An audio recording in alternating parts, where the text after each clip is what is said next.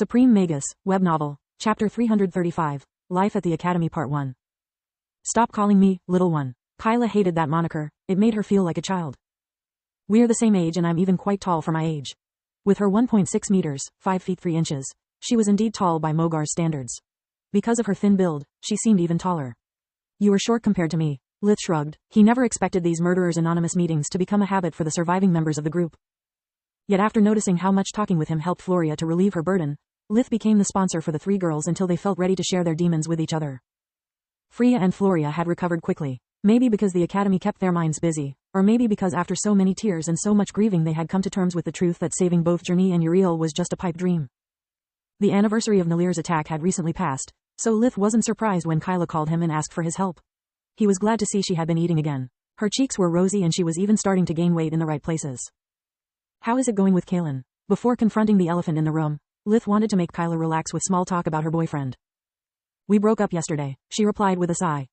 Nice move, Freud. Lith inwardly cursed at his bad luck. It's not your fault, you had no way of knowing. Solis consoled him. I don't need to know who dumped who to tell you that he is AD*CK. It's his loss.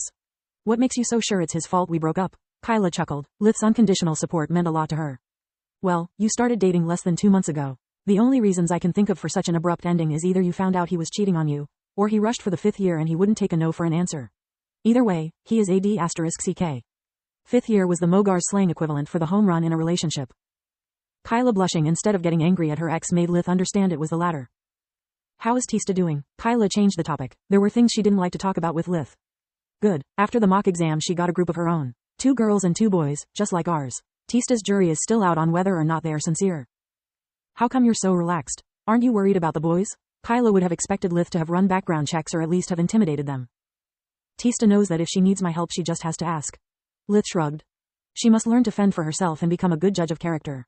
My role isn't to prevent her from stumbling and falling, only to help her in standing back up. Those words shocked Kyla. Lith was so calm and mature instead of his usual overprotective self. If someone tries something funny or hurts her, they may find themselves accident-prone. Maybe even going missing for good, but that's another story. He winked. Lith meant to make her laugh with his joke, yet Kyla became sad. Do you still think about Uriel? She asked while staring at the ground. Yes, almost every day, Lith sighed. I still regret never making that trip with you guys at the end of the 4th year. I also regret not being a better friend. Before meeting you guys, I was completely alone. Don't get me wrong, I love my family, but they know nothing about magic. My mother still thinks that with a book and a bit of effort everything is possible. She doesn't realize how much work there is behind every single spell. Nor does she realize the things I had to do to get where I am and earn all the money I bring home. I know it's my fault for always keeping them in the dark, but I felt lonely nonetheless. I don't know what would have become of me without you, Solis. You are the best thing that ever happened to me, he inwardly added, making Solis incredibly happy.